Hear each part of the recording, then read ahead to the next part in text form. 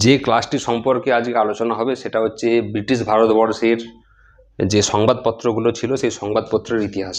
অর্থাৎ এই যে ক্লাসটি হবে এটা একটা তথ্যভিত্তিক ক্লাস, তার সঙ্গে কনসেপচুয়াল ক্লাসও বটে। অনেক কিছু কনসেপ্ট এর মধ্যে তোমরা পাবে। তো ফার্স্ট যেটা আমরা এখানে লিখেছি সেটা হচ্ছে বেঙ্গল গ্যাজেট, অর্থাৎ ব্রিটিশ ভারতবর্ষের প্রথম প্রকাশিত পত্রিকা বেঙ্গল গ্যাজেট, যেটা প্রকাশ করতেন জেমস অগাস্টাস হিকি, এবং 1780 অর্থাৎ 1780 খ্রিস্টাব্দে এই পত্রিকাটি কলকাতা থেকে প্রকাশিত হতো। এই যে পত্রিকাটি প্রকাশিত হতো এটা হচ্ছে ইংরেজি ভাষার একটা পত্রিকা। এখানে আমি সংক্ষেপে লিখছি, এর ল্যাঙ্গুয়েজ হলো ইংলিশ। এটা একটা সাপ্তাহিক পত্রিকা, অর্থাৎ প্রতি সপ্তাহে প্রকাশিত হতো। তো যাই হোক, আচ্ছা, মাদ্রাজ থেকে বেরোনো প্রথম পত্রিকা বিভিন্ন পরীক্ষায় এসেছে, সেটা হচ্ছে মাদ্রাজ মেল। এটা হচ্ছে মাদ্রাজ থেকে বেরোনো প্রথম পত্রিকা, মাদ্রাজের প্রথম পত্রিকা, যেটা কিনা 1785 অর্থাৎ 1785 খ্রিস্টাব্দ থেকে প্রকাশিত হয়, এবং এরও যে ভাষা এটাও ছিল ইংরেজিতে। এখন বেঙ্গল গ্যাজেট এবং মাদ্রাজ মেল দুটোই হচ্ছে ইংরেজি ল্যাঙ্গুয়েজের পত্রিকা, এবং বোম্বে থেকে বেরোনো ফার্স্ট পত্রিকা সেটা হচ্ছে বোম্বে হরাল্ড। 1789 সাল থেকে এই পত্রিকা প্রকাশিত হতে শুরু করে। এইটাও ইংরেজি ভাষার পত্রিকা, ইংরেজি। এরপর এখানে দুটো আইনের কথা আমি লিখেছি, ইম্পর্টেন্ট আইন। একটা হচ্ছে লাইসেন্সিং রেগুলেশন অ্যাক্ট। তো এই সেন্সরশিপ আইনটি কি? এই আইনটি প্রকাশিত হয়েছিল, মানে এই আইনটি চালু হয়েছিল 1799 অর্থাৎ 1799 সালে সেন্সরশিপ আইন লাগু হয়। কার আমলে? না, লর্ড ওয়েলেসলির আমলে। এই আইনটা কী ছিল? তখনকার দিনে ফরাসিরা কী করতো, ব্রিটিশদের নামে অনেক কিছু সমালোচনামূলক কথাবার্তা যেগুলো সংবাদপত্রের মাধ্যমে প্রকাশিত করত।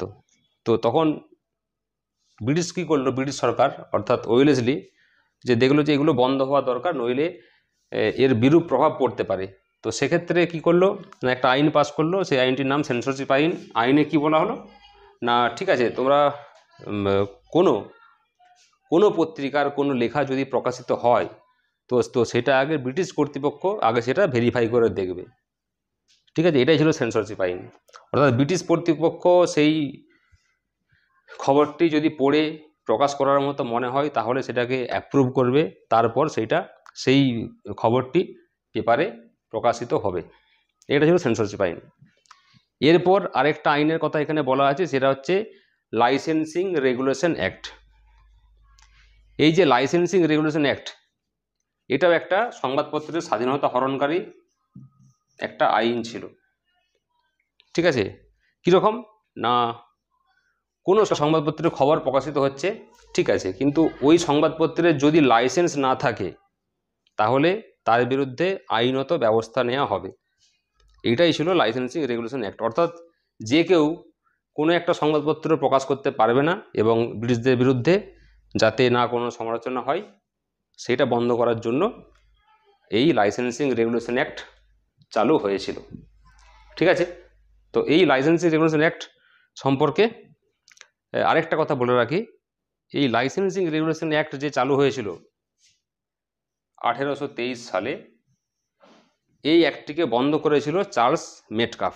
তো এই চার্লস মেটকাফ যেটা বললাম,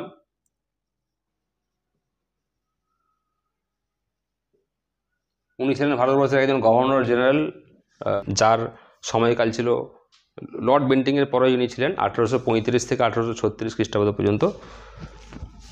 এই মেটকাফের আমলে, এনার আমলে এই লাইসেন্সিং রেগুলেশন অ্যাক্ট বন্ধ হয়। এই জন্য মেটকাফকে বলা হয় ভারতবর্ষের সংবাদপত্রের মুক্তিদাতা।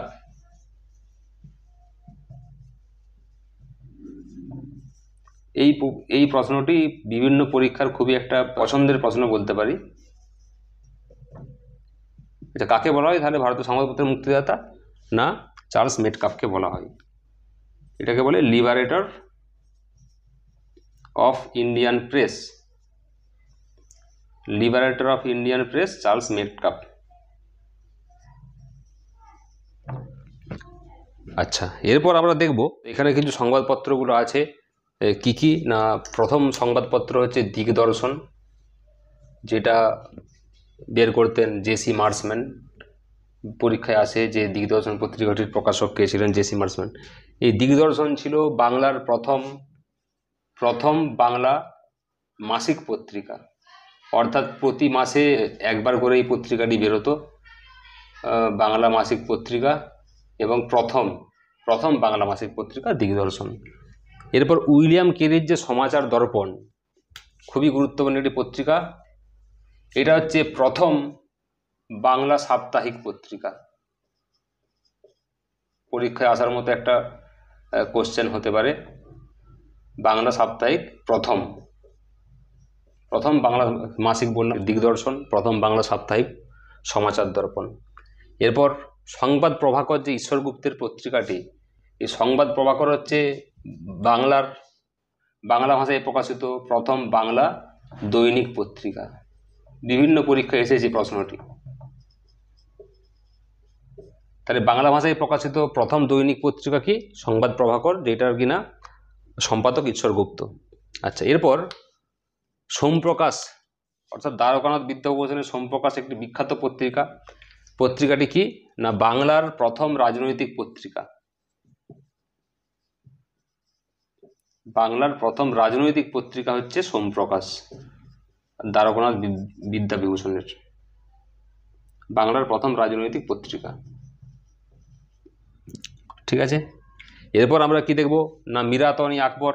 এই মিরাত-ই আকবর পত্রিকাটি প্রকাশ করতেন রামমোহন রায়, এবং এইটি হচ্ছে প্রথম ভারতবর্ষের পার্সি ভাষায় প্রকাশিত পত্রিকা।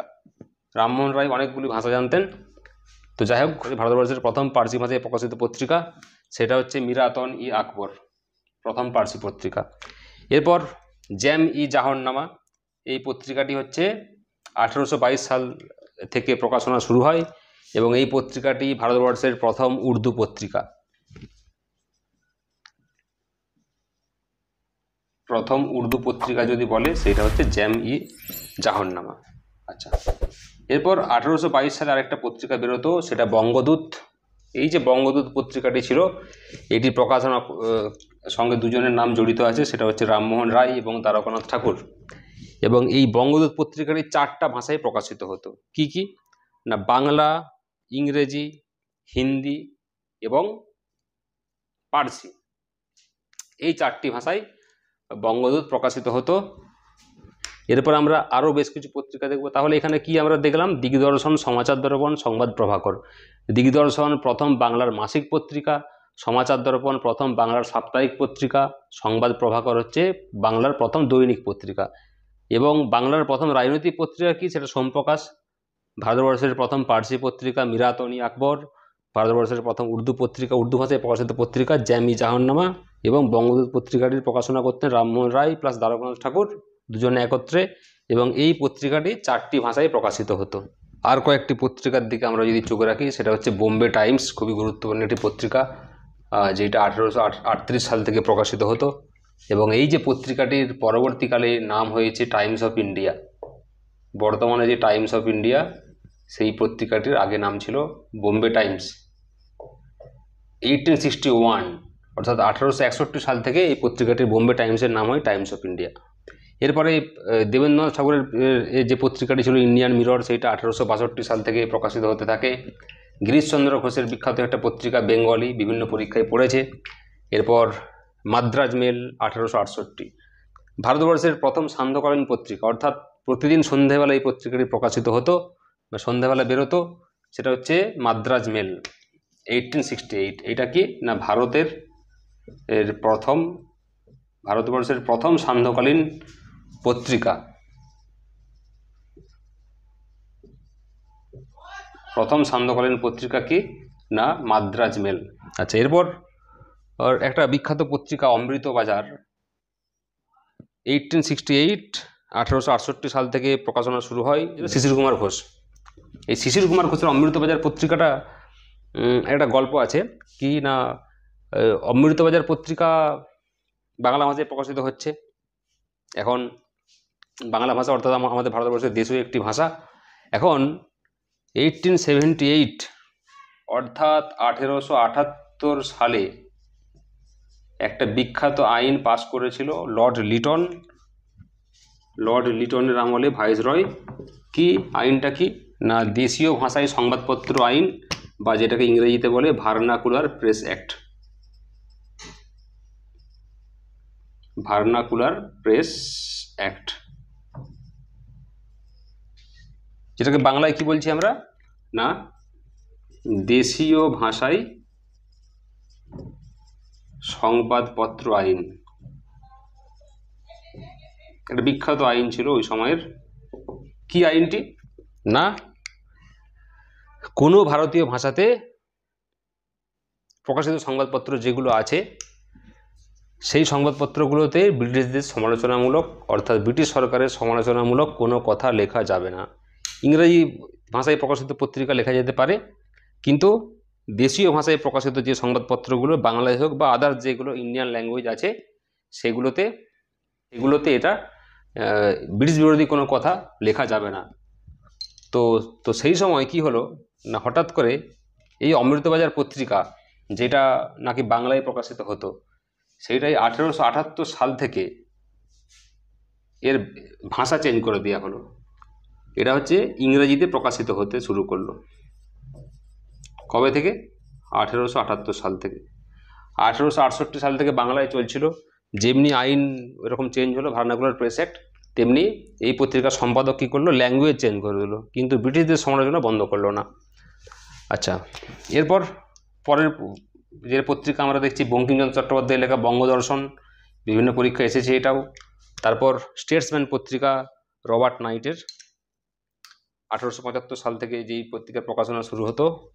এই স্টেটসম্যান পত্রিকা কি বলেছিল, একটা বিখ্যাত ঘটনা 1946 সালে যে 16 থেকে 19 আগস্ট পর্যন্ত যেই কলকাতায় বিখ্যাত সাম্প্রদায়িক দাঙ্গা হয়েছিল, তাকে এই পত্রিকা স্টেটসম্যান পত্রিকা বলেছিল দ্য গ্রেট ক্যালকাটা কিলিং।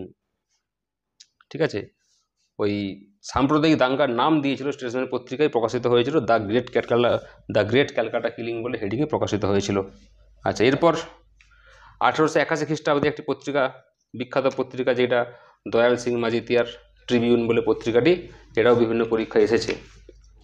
যে কেশরী পত্রিকা, মারহট্টা পত্রিকা এবং রাষ্ট্রমত পত্রিকা, তিনটেই বালগঙ্গাধর তিলক মহারাষ্ট্র থেকে প্রকাশ করত। কেশরী, মারহট্টা এবং রাষ্ট্রমত। এখান থেকে ঘুরিয়ে ফিরিয়ে বিভিন্ন প্রশ্ন আছে। কি প্রশ্ন না এই যে কেশরী পত্রিকাটি ছিল, এইটা ছিল একটা মারাঠি পত্রিকা, মারাঠি দৈনিক পত্রিকা, রোজ বের হতো। এটা কিন্তু মাথায় রাখতে হবে, কারণ বিভিন্ন পরীক্ষা এসেছে যে তিলকের মারাঠা দৈনিক পত্রিকা কোনটি ছিল, মারাঠি দৈনিক পত্রিকা, এরকম 3-4টা অপশন থাকবে। ঠিক আছে। আচ্ছা, এরপর মারহট্টা, এই পত্রিকাটি ছিল, এটাও প্রকাশ করতেন বালগঙ্গাধর তিলক। এটা ছিল ইংরেজি পত্রিকা এবং এটা একটা সাপ্তাহিক পত্রিকা, প্রতি সপ্তাহে বেরোতো। তাহলে কি বললাম, কেশরী পত্রিকাটি ছিল একটি দৈনিক পত্রিকা যেটা মারাঠি ভাষায় প্রকাশিত হতো। মারহট্টা পত্রিকাটি একটি সাপ্তাহিক পত্রিকা যেটা কিনা ইংরেজি ভাষায় প্রকাশিত হতো।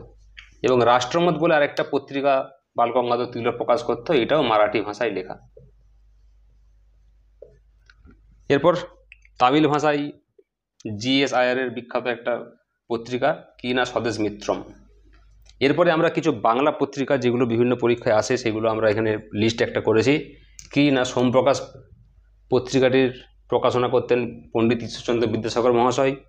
তারপর শিক্ষা দর্পণ এবং হিতবাদী, এই দুটি পত্রিকার প্রকাশক ছিলেন ভূদেব মুখোপাধ্যায়। বিভিন্ন পরীক্ষায় আসে প্রশ্ন। আচ্ছা, এরপর যুগান্তর পত্রিকা, বিখ্যাত যে যুগান্তর পত্রিকা, তার প্রকাশনা করতেন ভূপেন্দ্রনাথ দত্ত। তত্ত্বাবধানী অক্ষয় কুমার দত্তের তত্ত্বাবধানী পত্রিকা অক্ষয় কুমার দত্ত, এবং কৃষ্ণকুমার মিত্রের বিখ্যাত পত্রিকা সঞ্জীবনী।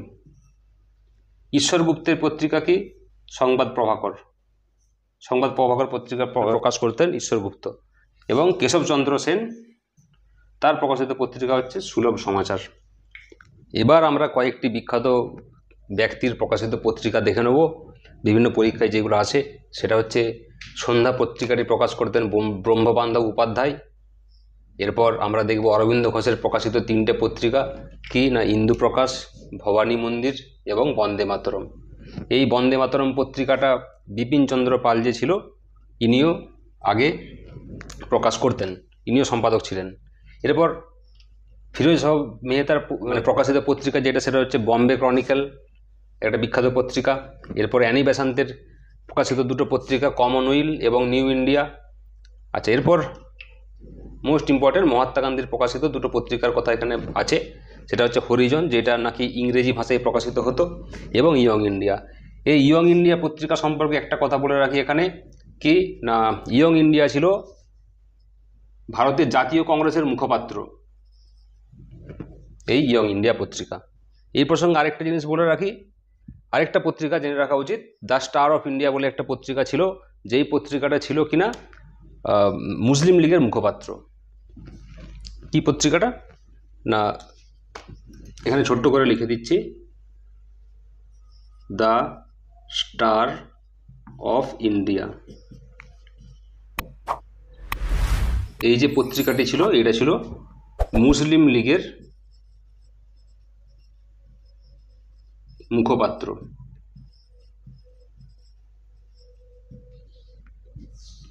আচ্ছা, এরপর ন্যাশনাল পেপার পত্রিকাটির প্রকাশক ছিলেন নবগোপাল মিত্র।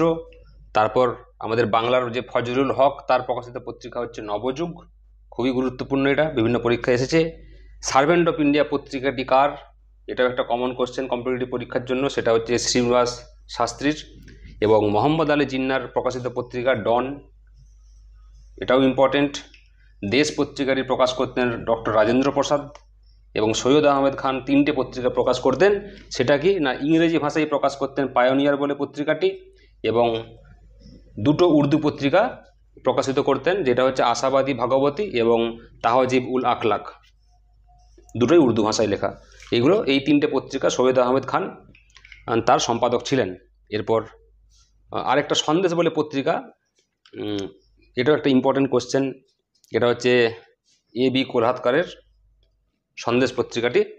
আচ্ছা, এরপর আমরা এখানে আর কয়েকটা পত্রিকা দেখে নিই, যেটা হচ্ছে ইন্ডিয়ান মিরর সম্পাদনা করতেন মনমোহন ঘোষ। সৌম্যচন্দ্র মুখার্জির হচ্ছে মুখার্জির ম্যাগাজিন, এটাও বিরাট ইম্পর্টেন্ট কোশ্চেন। এবং ইন্ডিয়ান মিরর, এটাও ইম্পর্টেন্ট কম্পিটিটিভ পরীক্ষার জন্য। এরপর সুধাকর পত্রিকা প্রকাশ করতেন গোপালকৃষ্ণ গোখলে। বিপিন চন্দ্র পালের পত্রিকা আগেই বলেছি, নিউ ইন্ডিয়া, পরিদর্শক, স্বরাজ্য, এই 3টে পত্রিকা। এবং তার সাথে যেটা বললাম এখানে আমাদের অরবিন্দ ঘোষের যেটা বন্দে মাতরম যেটা ছিল। আচ্ছা, এরপর পট্টভি সীতারামাইয়া, এই এনার প্রকাশিত পত্রিকা হচ্ছে জন্মভূমি। বঙ্গের শিয়াল এবং ভারত মাতা, এই 2টো হচ্ছে অজিত সিংয়ের। এবং আম্বেদকর যে পত্রিকাগুলো প্রকাশ করতেন, সেটা হচ্ছে জনতা, মূরনায়ক এবং বহিষ্কর হিতকারিণী সভা। জনতা, মূরনায়ক এবং বহিষ্কর হিতকারিণী সভা।